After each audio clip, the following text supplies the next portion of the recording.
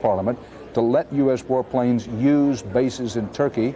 Note that that could be key because F-111s, not to be confused with the stealth, but F-111s, a very powerful low-level attack bomber, are stationed in Turkey by a permit from the Turks, but they had not given the right to use them and still haven't, but the indication is they may. CBS News coverage of the war in the Persian Gulf continues.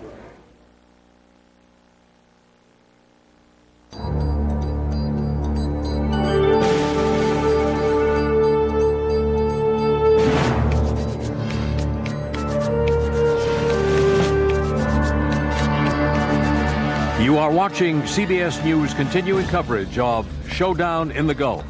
From CBS News headquarters in New York, here is Dan Rather. CBS News correspondent Walter Cronkite is again joining our coverage from CBS News headquarters in New York. Bob Simon covering for us with Scott Pelley in Saudi Arabia. Alan Pizzi covering inside Iraq in Baghdad with Doug Tennell in Amman, Jordan, and the worldwide resources of CBS News. 24 hours after the UN and U.S. deadline for Saddam Hussein to get out of Kuwait, the war is underway, and well underway in terms of a tremendous air attack. Saddam Hussein breaks his silence, calls President Bush a, quote, hypocritical criminal.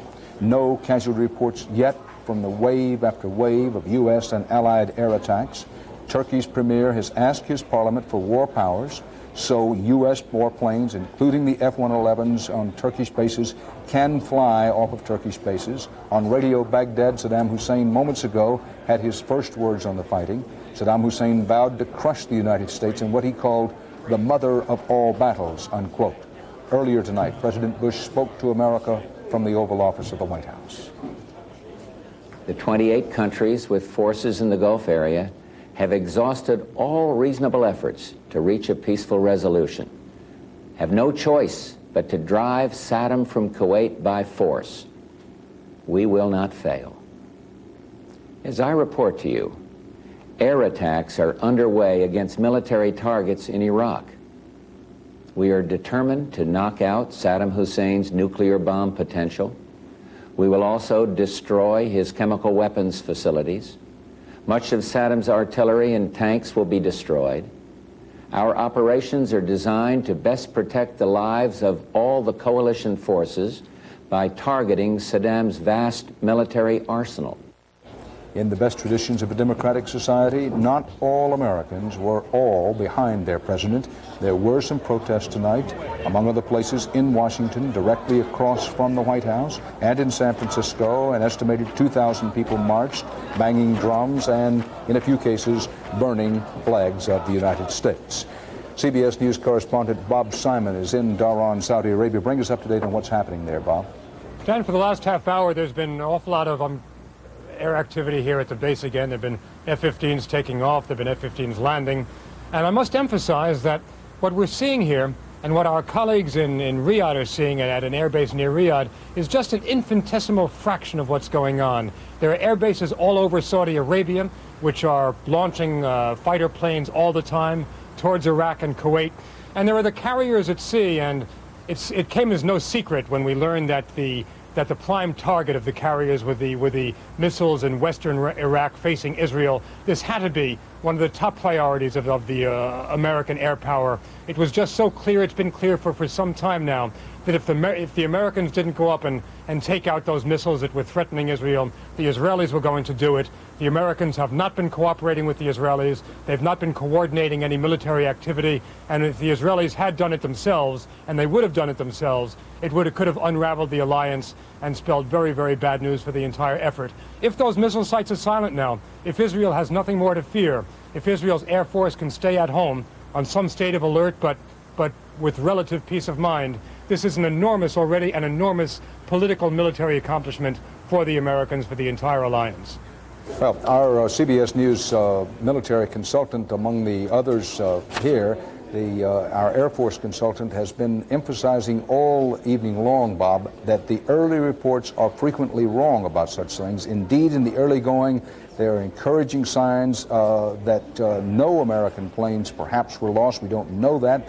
That's the early indication. No casualties have yet been reported. There were no reports of any air-to-air fights, any dogfights involving the Iraqis. As time goes along, we'll simply have to see whether those early, very optimistic, very positive reports turn out to be true.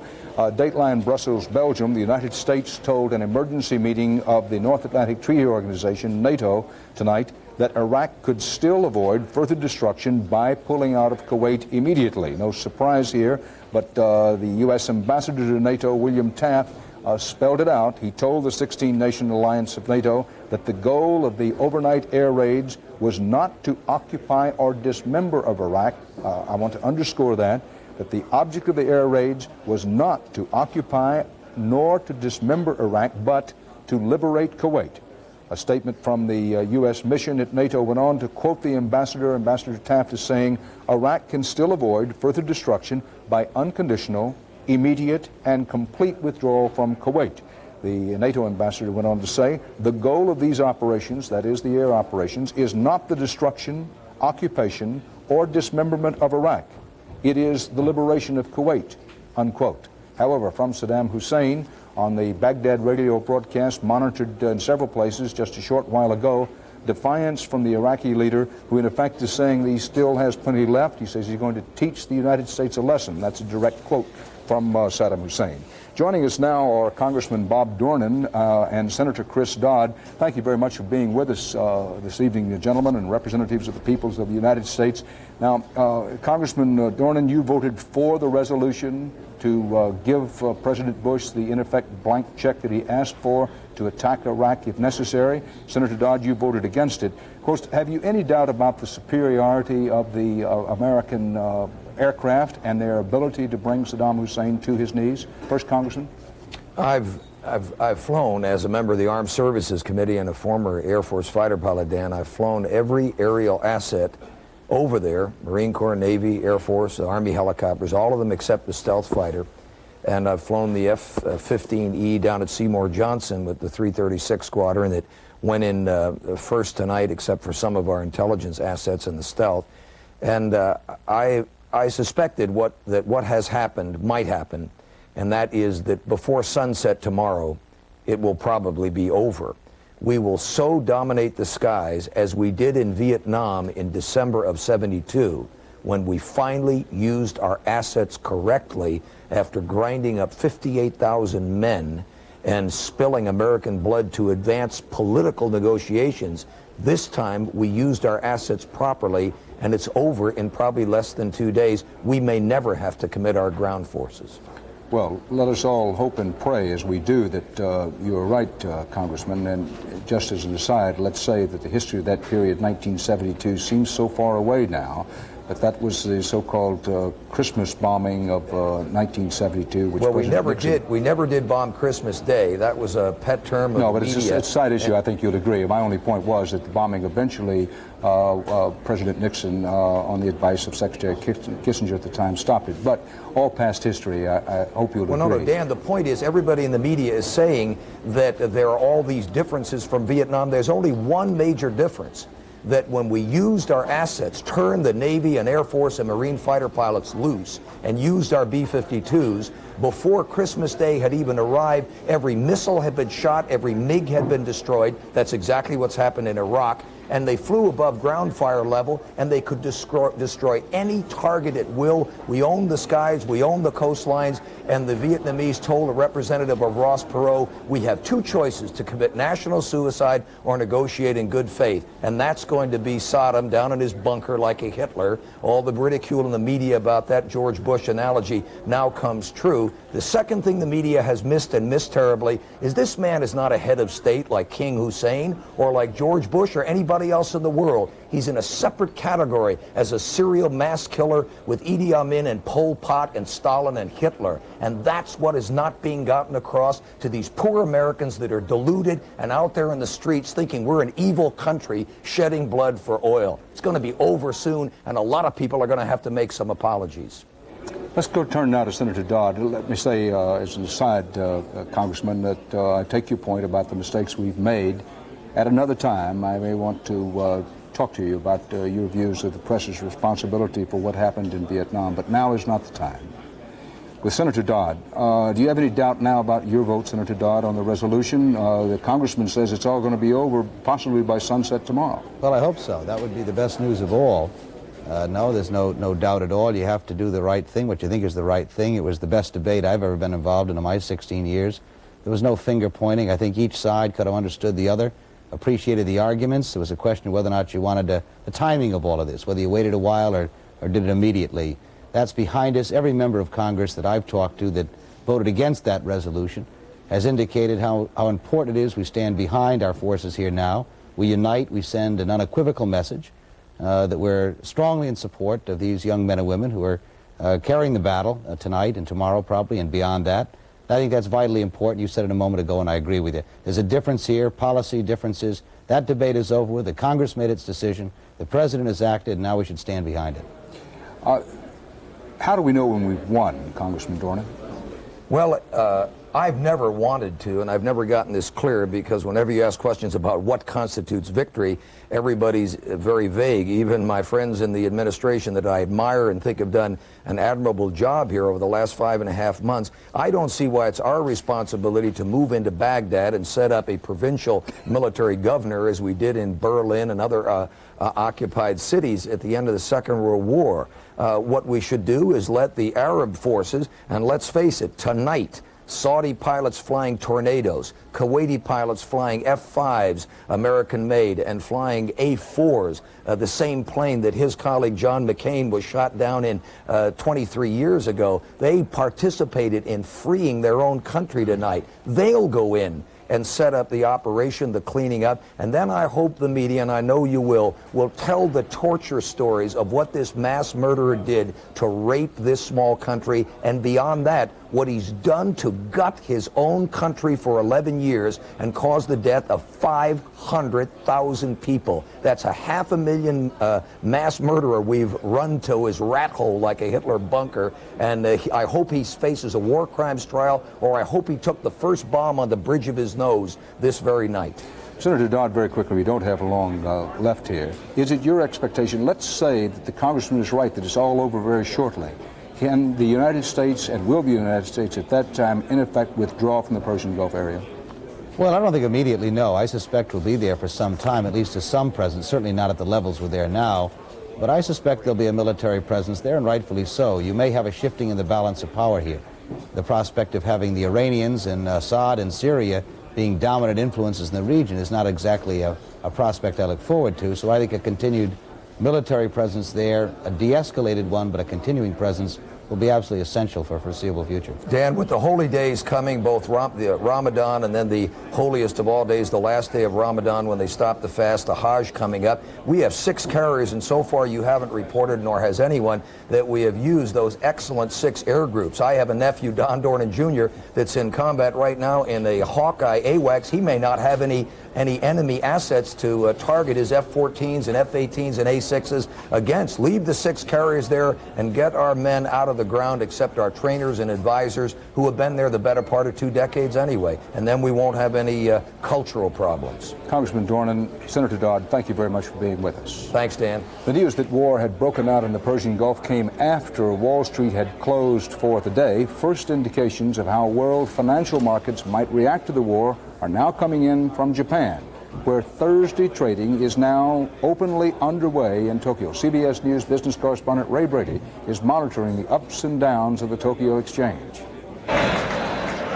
It's the first major stock market to open since the bombing of Iraq. And when the news of the airstrike moved over the wires, the Nikkei average, the Dow Jones average of Japan, dropped sharply, falling more than 300 points in early trading. Later, though, trading steadied in Japan, and prices now are up 433 points, the Nikkei standing at 22,875. That's a fairly good rise, and it comes even though Japan is heavily dependent on the Gulf for oil.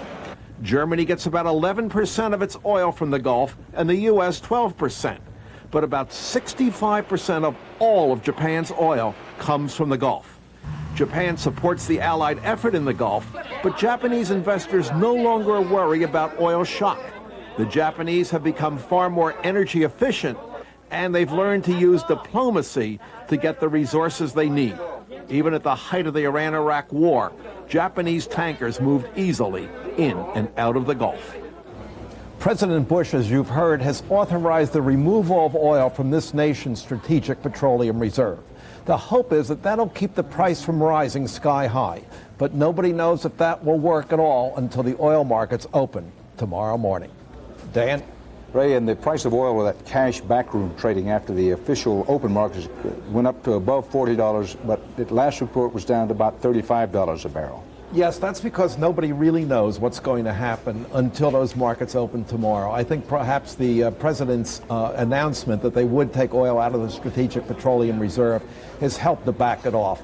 But, you know, everything is so new right now, people are reacting in a kind of panic. So when you see these big jumps initially, you can't really go by them. You don't know what's going to happen until the market opens. Watching those Tokyo markets, a reminder that the Germans and the Japanese will benefit tremendously if the United States succeeds in protecting the Persian Gulf oil fields. Thanks, Ray Brady. Continuing our CBS News coverage of war in the Gulf. These are among the headlines of the hour. Saddam Hussein lashes out at President Bush. That was monitored on Baghdad radio. No reports of any U.S. air losses. That doesn't necessarily mean there haven't been any. None have been reported. President Bush authorizes use of the U.S. strategic oil reserves as a precaution. At the NATO meeting in Brussels, the United States repeats the call for a Kuwait pullout. Saddam Hussein has been heard on Baghdad radio saying, quote, Satan Bush has committed his crime, unquote. The Iraqi leader went on to claim that victory is near. He also said, and I quote Saddam Hussein again, the mother of all battles has begun. That battle goes on in the air, and based on U.S. reports, it's very one-sided thus far. No Allied air losses reported yet. U.S. officials say Iraqi forces didn't even get off the ground. At an emergency NATO meeting in Brussels, the United States ambassador said Iraq can avoid further destruction by pulling out of Kuwait immediately. Now, earlier, President Bush addressed the nation and the world and said, and I quote, the liberation of Kuwait would not fail. U.S. Defense Secretary Richard Cheney said preliminary reports about the attack have been, and I quote the Defense Secretary now, very, very successful, unquote. President Bush has authorized the use of strategic petroleum reserves to try and hold down oil prices. Those prices peaked just after the attack began in backroom cash trading at about $40 a barrel, fell back at last report to about $35 a barrel. Bob Simon brings us up to date in Saudi Arabia. Bob? Dan, just moments ago, at least 5 A-4 Skyhawks took off from the Dhahran air base here.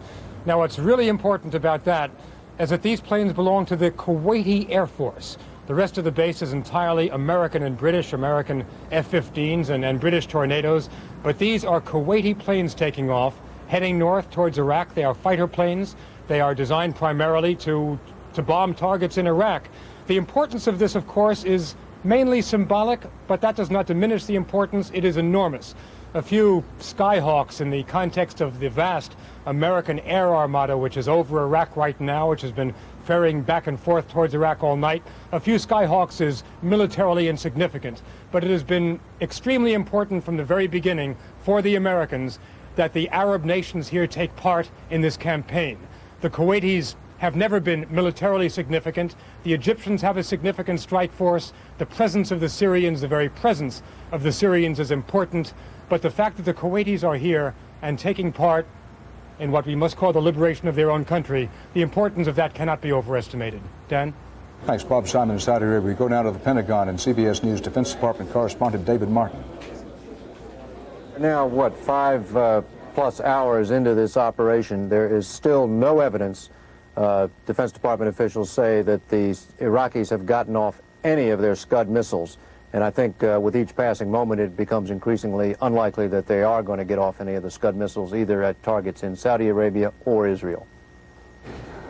David, it was General U.S. Grant who said the art of war is simple enough. Find out where your enemy is, get at him as soon as you can, strike at him as hard as you can and as often as you can, and keep moving on. Now, we know that General Colin Powell is a close student of General Grant. Does that mean that this will be basically the Powell plan? I think there's going to be no let-up here whatsoever. You know, President Bush talked about going after Saddam Hussein's tanks.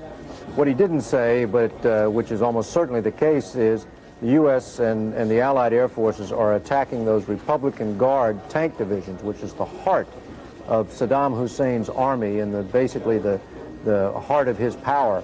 They are attacking those Republican Guards divisions that are in southern Iraq. So they're going after the guts of his army.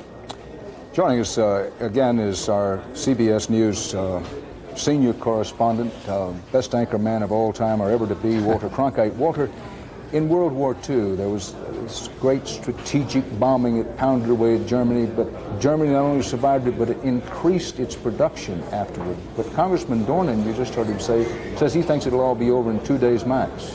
Well, Congressman Dornan, quite obviously, is a very enthusiastic supporter of air power, and I assume that's quite justified. He obviously is a skilled pilot himself. But I worry a great deal tonight, and I think all of us must have some reservations about these terribly optimistic reports after only 6 hours of battle now. You've warned continuously tonight at every opportunity that first reports quite frequently can be wrong, and they certainly can in a confused battle situation. And also, we don't know how much censorship's being applied right now to the reports we're getting. But these reports of the great damage we have done overnight, that there has been virtually no resistance, isn't that kind of scary? I mean, how is it possible, it seems? We've had a report that the danger to Israel has been removed, that the SAMs and others targeted on Israel, the Scuds, have been removed now safely. And we've had a report that David Martin had a report that there apparently were no hits by their SAMs on our incoming aircraft. Scuds, that would be, or IHawks. Yeah, right. And that we had a report that the palace was destroyed. All these reports, none confirmed. Right. I mean, David Martin's, I suppose, are confirmed, or he wouldn't report it to us that way. But certainly these other reports of destruction have not been absolutely confirmed, but they're the reports that have been pouring in. You've been reporting here so well all evening. Now that we hear that Apache helicopters were in use today. Well, they've got a very short range. That means that they were able to get over the target effectively, right on the Kuwaiti border. That seems almost incredible that we were able to do that in the first few hours. That the elite Republican Guard has been almost destroyed. And one report that the Air Force had been decimated. Well, now, of course, it depends on whether you take the broad definition of decimation or the mathematical definition, which means 1 out of 10. If you take that definition, it means you could put it the other way around. 90% of the Iraqi Air Force survived the first attacks tonight.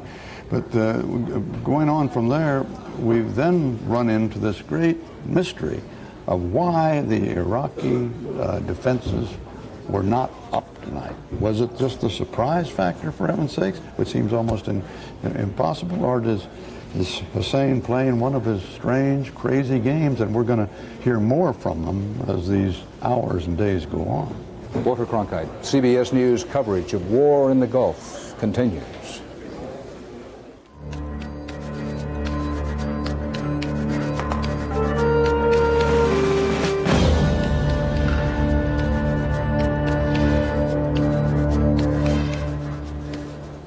Dan Rather at CBS News headquarters in New York with Connie Chung, Walter Cronkite, and Bob Simon in Saudi Arabia. Bob Simon, I want to bring you back into this and pick up on our conversation with Walter Cronkite as the reports continue coming in on the air war so far. The thunder rained down on Iraqi forces inside Iraq and in Kuwait. The early reports so optimistic and so positive, enough to get Congressman Dornan, among others, saying that it could all be over by sundown tomorrow, it could all be over in 2 days. Cautionary note that the early reports in war are frequently wrong. The fog of war has descended. Censorship is in effect. Psychological games are underway. Propaganda flows back and forth. But Walter, we've been talking to Bob Simon as the evening goes along about what could Saddam Hussein do to strike back. Saddam Hussein in this radio broadcast, Baghdad Radio, maybe it was pre-recorded, is talking about yet prevailing. Terrorism is one of the things that he could resort to. Yeah. He sees the whole world as the battlefield. Yeah, that definitely is one. you reported from Baghdad in your conversation with him, he's a terribly clever man. There's nothing dumb about Hussein. And that diabolical mind he has might just have conjured up a trap, a psychological trap for us to get us all strung out very happily with the results of our first attacks, our 12 and 24 hours of great success, although it seems hard to believe that he could hide destruction. But on the other hand, suppose in our euphoria for what's happened, we now get a really serious terrorist episode. Hundreds die somewhere. Or suppose in an all-out effort he manages to get an Equiset missile into one of our carriers, something of that kind. The letdown, the sudden twist of our emotions is got to be kind of hard for us to take. Bob Simon, what about this? We know from our trips into Baghdad, in fact, one of the eeriest and scariest things about being in Baghdad, people such as Abu Nudal and other terrorist killers, murderers, sort of made Baghdad a center of coming and going in recent weeks and months. And Saddam Hussein does, at least hypothetically, have the capacity to strike back with any number of terrorist moves.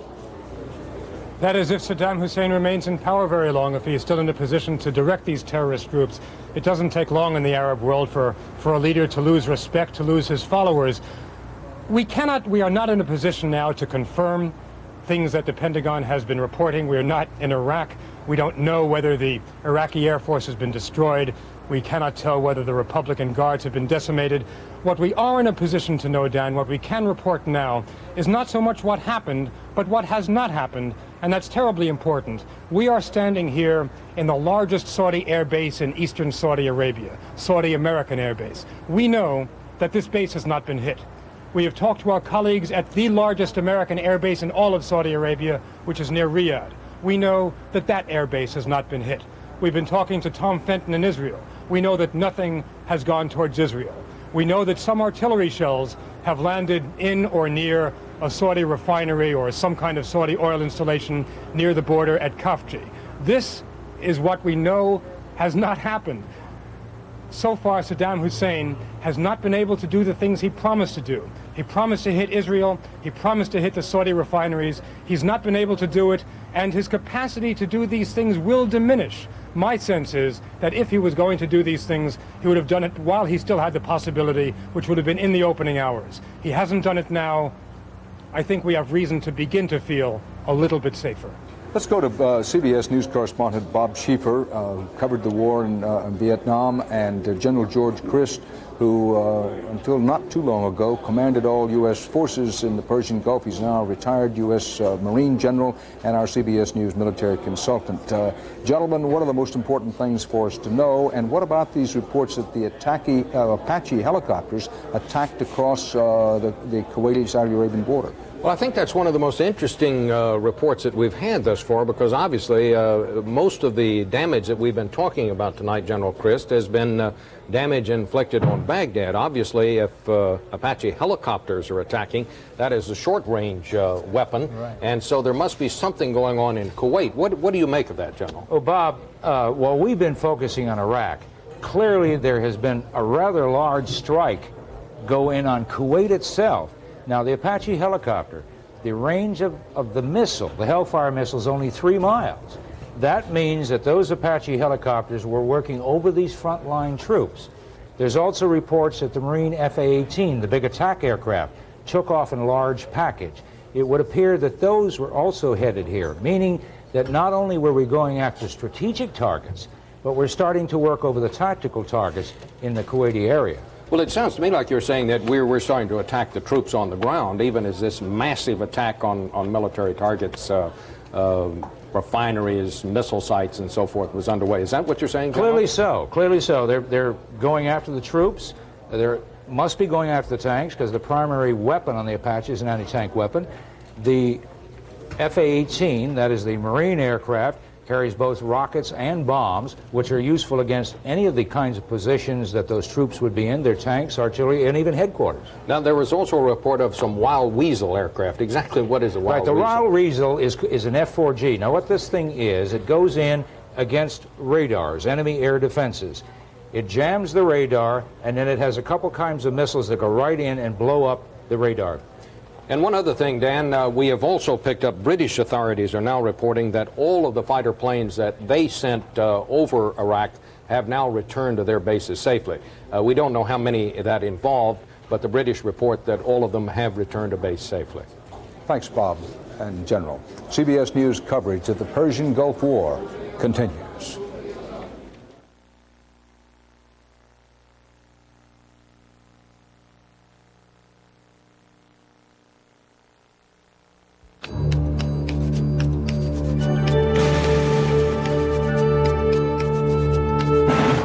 You are watching CBS News continuing coverage of Showdown in the Gulf. From CBS News headquarters in New York, here is Dan Rather. Early reports indicate that the U.S. Air Armada, which has attacked Iraqi forces inside Iraq and inside Kuwait, the early indications are that the early raids were in the first hours of this Persian Gulf War, which may or may not last very long, have been remarkably successful. Now, those are censored reports. They are reports only from official sources. We have very few eyewitness reports, but that is the early indication. If there have been any casualties, they have not been reported. We're going to try to get up CBS News correspondent Alan Pizzi in Baghdad. Alan, are you there? Alan, go. This is Alan Pizzi in Baghdad. The streets of Baghdad are almost deserted today, only a few cars making their way around. And the acrid pall of smoke and the heavy smell of explosions and fire that hung in the air last night is dissipating in the early morning light. Last night was quite unbelievable. The first sounds we heard were approximately 2:32 local time, when there was a kind of a roaring sound. It was hard to determine whether it was firing going into the air or something going over. And then the sky all around our hotel just lit up. Anti-aircraft fire, rockets, what appeared to be SAM-7 missiles. It went on for, it's hard to say, perhaps an hour. During the course of it, after about halfway through, we started hearing large explosions. There were some huge flashes. We were speculating that they'd hit a tower that we could see. Someone said the oil refinery went up. But I've heard from a taxi driver this morning who lives near the oil refinery that it was not hit. I'm at the U.S. Embassy at the moment, which of course is basically deserted. There was a missile strike near here, according to the local staff, but they say no one was hurt. The Iraqis kept up the firing all night. We were herded by hotel staff and security guards and what we call minders down into a basement shelter, deep in the basement of the Rashid Hotel. It seemed like a reasonable thing to do since none of us had phone lines. The phones went dead within the first half an hour, and that was the end of that. They're still dead at the hotel. It was impossible to say how much damage was inflicted. Certainly there was a tremendous amount of noise, a lot of concussions, huge flashes. But this morning, Baghdad radio has been playing the national anthem and reading verses from the Quran, and Iraqis are saying, "Hello, how are you? Is everything fine?" They seem to be unfazed by this. Mind you, we haven't seen a lot of the civilian population. Early this morning, as I cruised through the misty streets, there were a lot of soldiers with kit bags making their way to who knows where, trying to hail any car that went by. There were no buses and very few taxis. I did see a few broken windows, but that could have been from almost anything. In the central area, in the business district, in the residential areas that I drove through, I saw no signs whatsoever of damage. It's not clear at the moment what's going to happen to, for example, the scores of journalists trapped here. We had all been making plans last night to leave. We had tip-offs from our news organizations that we should be making our way down the road. We were rather hoping to be on a charter plane to Amman, Jordan this morning. Now we don't know what they're going to do. And neither does anyone else in Baghdad, so I suppose the situation's equal. Alan, can you tell us any more about when the air attacks were at their height, what it was like, what you saw, what you heard? What I saw were a lot of flashes, most of them going up into the air, tracer rounds from anti-aircraft guns, which have been situated on all the strategic buildings situated down in parks and wooded areas. We saw rockets going up for what I believe were SAM-7s. I've heard that sound before. Went over the hotel. There was a lot of small arms fire, but and a lot of heavy concussion, roaring noises in the air. But you could see huge flashes from time to time, and one of my colleagues, Nick Swallow, editor, saw a huge ball of fire roll up into the sky. But we could not tell what was hit because it was pitch black. The city was blacked out very, very quickly. The hotel was blacked out, and when it got to be going fairly well, we just went down into the basement shelters. I wasn't so worried about being hit from bombs as I was from the anti-aircraft gunners who were firing just absolutely wildly. I was in Tripoli, Libya, when the Americans came in, and it was much the same sensation. A tremendous amount of firing, noise, flashes, light, but no obvious targets. You didn't know where anybody was. If there were attack bombers coming in there, we didn't see them. We didn't really hear them. And I doubt that the gunners heard or saw them either. They were just blazing away. And since everything was cut off and we couldn't file, eventually we just went into the basement where several hundred people spent the night sitting on the floor in the basement of the Rashid Hotel. It was purpose-built for the non-aligned summit, and it's very strong, and the shelter was very good. And after an hour or so down there, we thought, well, let's venture up and have another look. And the guards locked us in. The hotel security people, the administration minders, simply locked us in. We weren't allowed out until about 6 o'clock this morning local time. Alan, do the Iraqis claim to have downed any U.S. aircraft, and or did you see any indication that any U.S. or Allied planes had been downed? Well, I haven't heard the Iraqis claiming anything so far, and I have seen no evidence of anything. Actually, I've driven around a section of the town. This is a huge city. I've driven around a small part of it. It took a circuitous drive of several miles to get here to the deserted U.S. Embassy, and saw no damage at all. It's like nothing ever happened. It's very eerie. The first time I've been anywhere near a bombing rate when there was no sign that anything had happened. I think we're going to have to go out to the more outlying areas, kind of strategic areas, if you will, to see things. But the Ministry of Information, the Defense Ministry, the Foreign Ministry are all close to us, and we saw no evidence that anything at all happened. A colleague of mine, Michael Kelly of the Republic, has come in jotting down a note for me, so we'll just hang on a sec. I'll see what he's done today. All right, we're going to hang on while Alan Pizzey tries to bring in another reporter who was an eyewitness. This is live and direct from Baghdad. Alan Pizzey reporting that while he heard and indeed saw some of the air attack during the night, as he made a short drive, it's a short distance from the Rashid Hotel to the U.S. Embassy, he did not, in fact, see much damage. Alan, are you and your colleague still there? Yes, Dan. My colleague has just told me that a French journalist says when he was driving around, he saw a large hole in the main telecommunications tower, which may account for the fact that a lot of the telecommunications seem to be cut. The phones in the hotel are certainly cut. This call is being routed to Amman, Jordan. I tried repeatedly to dial both London, England, and New York, and got nothing at all. No one has gotten out of here, as far as I know, on these phones, so perhaps that indicates it. We had anticipated, of course, that the telecommunications tower would be a target, but people were also talking about the Foreign Ministry, the Defense Ministry, and the other government buildings. I could see those in the hotel and saw no evidence whatsoever that they had been hit. The large explosion seemed to be a fair distance away, and the concussions were big, but they weren't close to us. And the hotel is within 1 kilometer, about 2/3 of a mile radius of most of what one would assume would be the serious, significant military or political targets in central Baghdad. And I don't think they were going for those. I don't know what they were going for, but I don't think it was what we had feared. So you haven't seen much damage in the part of downtown Baghdad you've been able to visit. Alan, from the Rashid Hotel, you can see on a good day and even on a good night the presidential palace across the Tigris River. Any indication that the Iraqi presidential palace was hit?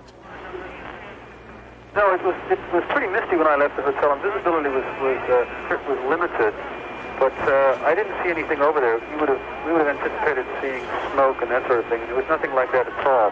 So I don't have any evidence that that palace was hit. There was a fair amount of activity over that way that I saw. We saw, of course, a tremendous amount of anti-aircraft fire coming from that direction, and there were some flashes from the ground, big flashes that sounded and looked like something was hitting in the area.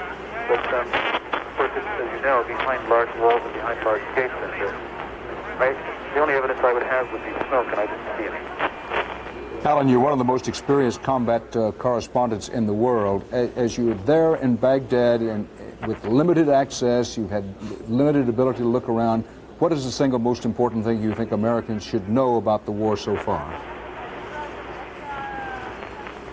It's hard to say, Dan. I think that the claims coming out of Saudi Arabia that I've heard on the radio that they did what they came to do may well be true, because we were told that they did not intend to hit civilian population areas, and so far I haven't seen any. That's not to say that in the suburbs there aren't any, but it was an awesome display of modern technology actually working. Most of us sitting over here has been thinking, well, so many things go wrong with this kind of technology. What are they going to screw up this time? And from what we've seen so far, and I stress it, as you mentioned, it's a very limited point of view. See anything wrong so far. I'm amazed that the Iraqis haven't done very much. We thought at one point last night we were hearing planes take off, but the Allied forces, the U.S. forces, seem to have met very little resistance in Baghdad, other than a tremendous amount of anti-aircraft fire, which every military expert I ever talked to said was for show and to reassure the guys who had to man them and the people who had to look at them, and it wasn't going to bother any pilots. It certainly doesn't seem to have done that. Alan Pizzi, if you will, I'm going to break away for just a moment, but continue talking into that telephone. We'll be recording you here. That was Alan Pizzi live from Baghdad. Perhaps you could make it out. There was a lot of crosstalk. That call was routed through Amman, Jordan, to the United States. But Alan Pizzi, who's seen a lot of hell, seen a lot of war, said that in the limited amount of time that he's had to actually look around during the daylight hours, it's daylight now in Baghdad, and from what he saw and heard last night, this is a quote from him, that the U.S. airmen apparently did what they came to do, a quote from Alan Pizzi. We'll get back to Alan Pizzi a little later on if that phone line stands up, and if it doesn't, we'll have a recorded additional reports from him, but we're hoping that the live report from Baghdad will stay up. Right now, Bob Simon, our correspondent in Saudi Arabia, has had a look at the first pool pictures. These are the only pictures allowed, pool and censored pictures of American jets taking off for targets over Iraq. Bob? Dan, we'll have to wait until we get pictures from Iraq to see what those planes are really doing, until we get an idea of what this war is really all about, because what we've been seeing here and what you see on these pictures from this largest American base in Saudi Arabia, these pictures taken last night, these first pictures from the largest American base, are pictures of a neat, methodical, clean war, sleek, beautiful American aircraft taking off into the darkness. It is the only picture of the war we've been able to provide so far. These are F-15s from Seymour Johnson Air Force Base in South Carolina. They carry cluster bombs. They carry heat-seeking missiles. They were on their way to Iraq. It will be some time, I'm afraid, before we have some idea of what these planes actually did once they got there, before we have some idea about the way the war is really going. What we're looking at here, Bob, these are pool pictures, are they not, of what was happening around the Dhahran Air Base as the strikes were being made? Sure, it looks roughly unedited right now. Yeah, these are pool pictures of the base near Riyadh, which is the largest American constellation here, which is a remarkable thing considering that just 1 month ago there was nothing here but a runway and a taxiway. The Americans came in and built a little empire here. They built everything there is. They built enough for thousands of personnel, for hundreds of aircraft. I was there last week, and the sight of all those squadrons of F-15s lined up one next to the other was just something staggering. I hadn't seen anything like it since I'd been to Cam Ranh Bay in Vietnam, and frankly, Cam Ranh Bay was dwarfed compared to what you see over there now. These are the pool pictures, American pilots strapping themselves into the cockpit of their aircraft. As General Chris and others pointed out before, many of these aircraft, the pilot flies them alone. Uniquely lonely feeling to be flying single-handedly one of these tremendously destructive electronic and technologically advanced pieces of weaponry. Some of the aircraft, other aircraft, of course, have more than one person in them. Some of the strike aircraft have a pilot and a navigator, bombardier, what the amateurs might call assistant pilot in the aircraft with him. Depends on the kind of plane. David Martin of the Pentagon, as we look at these pool pictures, which, Bob Simon, I'm underscoring now, these were taken at the air base around Riyadh, not the one around Dhahran, correct? That's correct, Dan.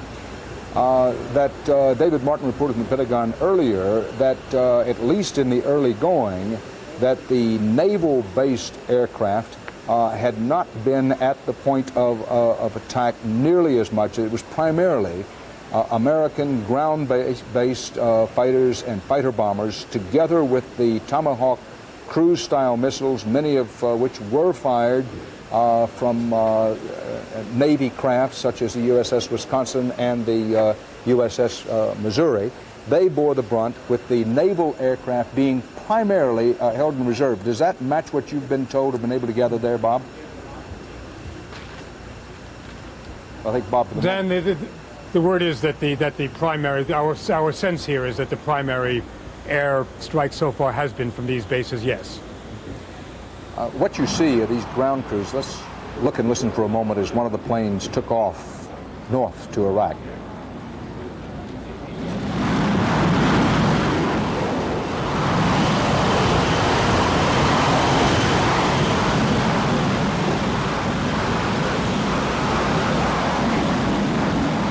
Riding the fire, sitting atop that jet, a young American. In this case, as you can see, this is one of the ones, as this plane taxis out, that has two in the cockpit. Wave after wave of these aircraft, primarily land-based, took off beginning at about 4:50 Eastern Standard Time in the United States, late yesterday afternoon. That was in the just about midnight in Iraq and Kuwait. And then by about 7 o'clock Eastern Time in the United States, as we look at these pool pictures from the Riyadh base in Saudi Arabia, there was at least the first climax of the air war about 7 o'clock. If you listen carefully to Alan Pizzi's report a little earlier on, Bob Simon, Alan Pizzi said that just after 7 o'clock Eastern Standard Time in the United States, that would have been, just after 2 o'clock in the morning in Baghdad, is when he heard and saw the most bombardment in and around downtown Baghdad. Dan, the amazing thing to me so far is how neat this has all been. Of course, again, we haven't seen the messiness on the other side of these planes, the messiness they've created in Iraq. But the way in which this war has been scheduled, the way in which the deadline came, and so shortly thereafter the planes took off and the air war commenced, just as everyone had been predicting for so long. It is so rare in this business of ours that things happen the way we expect them to happen, and this seems to be one of these rare exceptions. When we assess what seems to be the barely believable success of the operation so far, I think we must bear a couple of things in mind. One of them is that the American force that is arrayed here, the American force with the British and French allies, the American force that is arrayed here to fight Iraq is basically pretty much the size and extent of the American force that was meant to fight the Soviet Union. But instead of fighting the Soviet Union in Germany and Central Europe, it is fighting what is ultimately the third world power in the sands of Arabia, a far lesser task than it was designed for. Bob, again, let's watch and listen for a moment as we watch the pool pictures of this mighty aircraft going north to Iraq.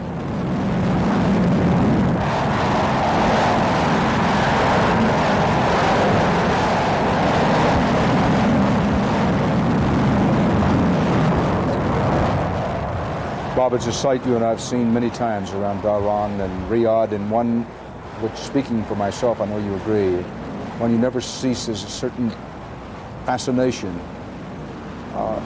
but an awareness of what the other end of that can be when they begin to unload their weaponry. It is a terrible beauty, Dan. It is a terrible beauty, and all the more terrible if you're on the receiving end. I'm reminded that Major General Barry McCaffrey, who commands the army forces in Saudi Arabia, is fond of quoting General William T. Sherman, and General Sherman said, among other things, "War is cruel, and you cannot refine it." And as we will see the pictures of what those aircraft were doing to targets in Iraq and in Kuwait, one, I suspect, will be reminded that while it's a terrible beauty to see those planes take off, when one is on the ground when they attack, Sherman's words, "War is cruel and you cannot refine it," will be echoing time after time after time. Now, as the war goes on, these are the headlines, and this is the storyline of the hour. British fighters return safely to Saudi Arabia. The British say all of their Tornado fighter bombers got back safely. At a NATO meeting in Brussels, the U.S. presses again for Saddam Hussein to pull out of Kuwait now. Baghdad radio quotes Saddam Hussein saying that the mother of all battles has begun, unquote. Early U.S. Defense Department reports say that the war is successful thus far. British military authorities say that all of their Tornado fighter bombers have returned, all the ones involved in the raid on Iraq, and have returned safely to their bases back inside Saudi Arabia. The United States told the emergency NATO meeting in Brussels that Iraq could be spared further destruction by an immediate pullout of Kuwait. There's no sign the Iraqis plan to do that. Baghdad is reported quiet. CBS News correspondent Alan Pizzi, reporting live and direct from the Iraqi capital on this broadcast just a short while ago, said that smoke still hangs in the air from the overnight attack. Pizzi drove from the Rashid Hotel, where he'd been in a bomb shelter for part of the night, to the nearby U.S. Embassy, said he didn't see much damage. One of his fellow colleague reporters said he saw a giant hole in the ground. That would be right in the center of downtown Baghdad. But the communications center, the foreign ministry, and other main government buildings, said Pizzi, seemed to be undamaged. Saddam Hussein was heard on Baghdad radio vowing that, in his words, victory is near. But the United States Defense Department tells a diametrically opposed other story. No U.S. losses reported so far. No reports of any Iraqi Scud missiles, that's their best long-range missile, being fired. Indeed, the missiles pointed directly at Israel are reported to have been wiped out. Pentagon correspondent David Martin says the Scud missile sites were reported hit very hard in the early stages of the attack. It's believed they were hit not only by manned aircraft of the sort you saw in the pool pictures from Riyadh, but also from American Tomahawk missiles. Those are cruise-style missiles fired from, among other places, U.S. naval warships. The Tomahawk is a long-range missile. In this case, it was launched from surface vessels, not submarines. It carries, each one of these Tomahawk missiles, a 1,000-pound warhead. It is among the most sophisticated and complicated pieces of weaponry in the world today. War protests are being seen and heard around this country tonight, and some overseas. This particular one staged around a bonfire outside the United Nations here in New York. Security has been tightened at U.S. airports as a precaution. Bomb squads are on alert at Los Angeles Airport as a precaution, and curbside boarding and baggage are now prohibited at the Hartsfield Atlanta Airport. All of those precautionary steps taken. And as Gary Reeves reported from North Carolina, and one doesn't say this lightly, in North Carolina, where at this time of year basketball is a kind of a secular religion, in North Carolina, the North Carolina State game tonight was called off as the war reports from the Persian Gulf came in. CBS News White House correspondent Leslie Stahl reported some time ago that at the White House they were making an effort to carefully make it clear that while President Bush was calling some members of the alliance, he had not called them in advance about the attack. The White House said the president didn't feel that was necessary. The White House was maintaining a steady, calm alert, at least on the surface. CBS News coverage of war in the Gulf continues.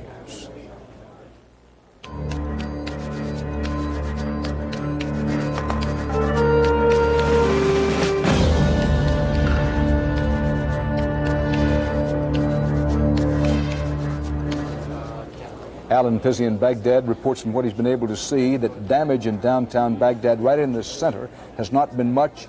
He pointed out that it may not have been the intent of the wave after wave of airstrikes to inflict heavy damage in the center of Baghdad, since it is a civilian concentration. At the White House, CBS News White House correspondent Leslie Stahl. Leslie? Dan, it's pretty lonely here. The president went over to the White House residence hours ago.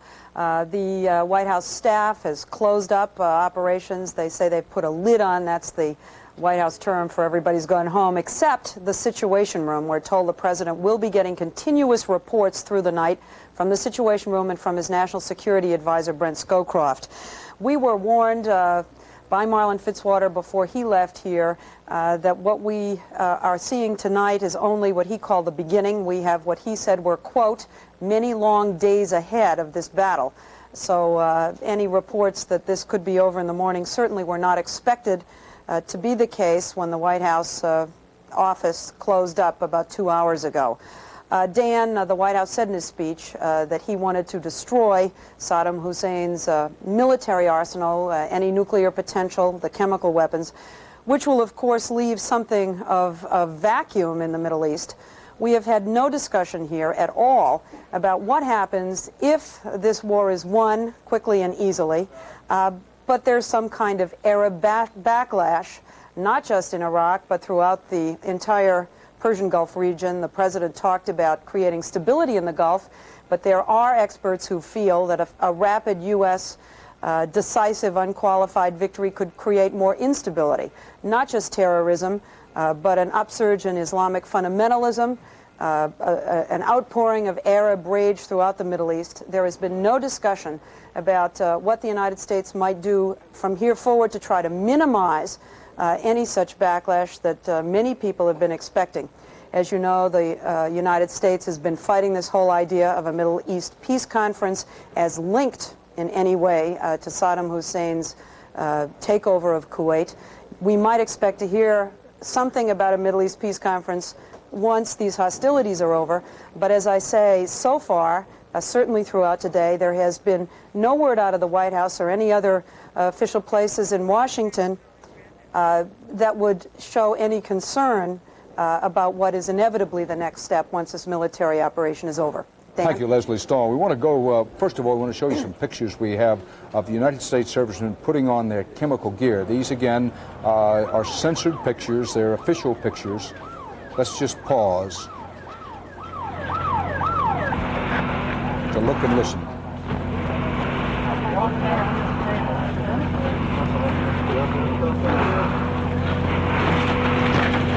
This was during the period, very early on, several hours ago now, when air raid alert sirens were sounding inside Saudi Arabia, and as a precaution, with reports in the air, as it turned out, the reports, so far as we determined, were either untrue about the Scud missiles with possible chemical warheads being fired, or the Scud missiles never got there.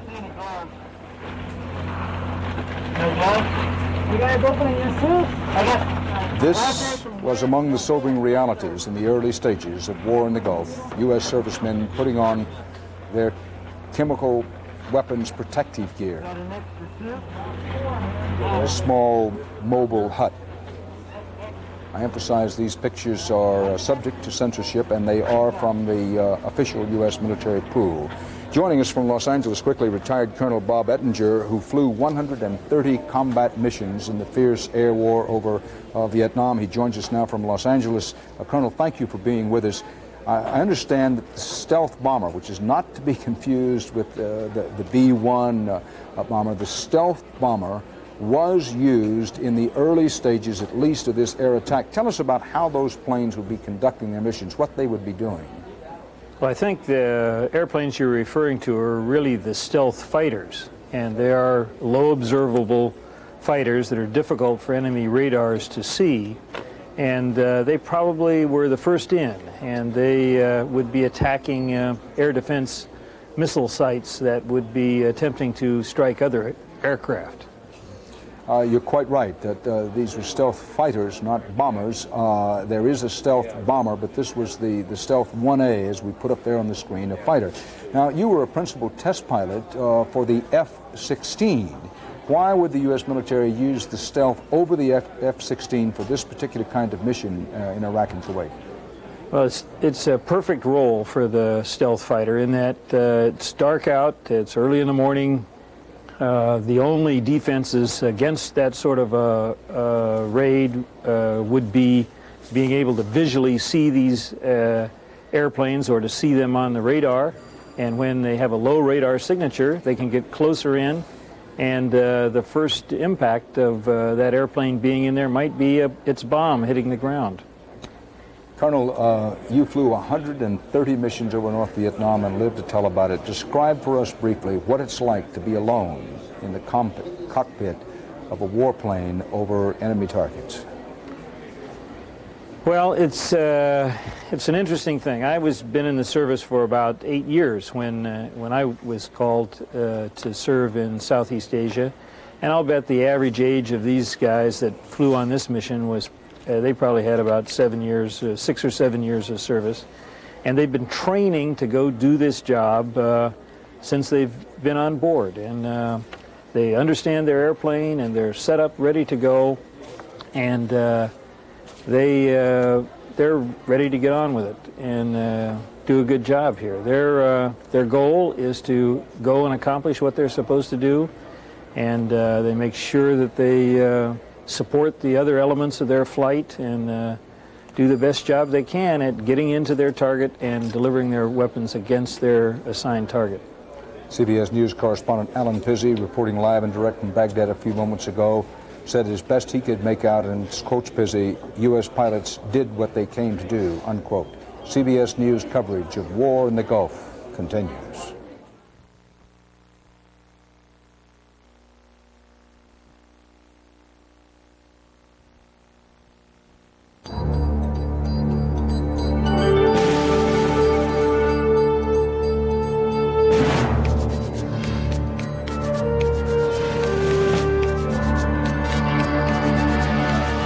You are watching CBS News continuing coverage of Showdown in the Gulf. From CBS News headquarters in New York, here is Dan Rather. Nighttime in New York, daylight in Baghdad. A pall of smoke hangs over Baghdad. CBS News correspondent Alan Pizzi, reporting direct from the Iraqi capital, said he could not see much damage in downtown Baghdad, right in the center of it. There have been reports, unconfirmed, I underscore the word unconfirmed reports, that the presidential palace in Baghdad may have been hit in the air attack. That is not confirmed. Alan Pizzi said in his short drive around the center of the city that it appeared an effort had been made not to hit civilian targets. But we'll have more details as the hours of the war go on. We are now about, 7, 8 hours deep into the early stages of the war, and these are among the storylines of the hour. Reports of the attack in Baghdad say 18,000 tons of bombs were dropped. That's a minimum. 18,000 tons of bombs have been dropped so far. Some sources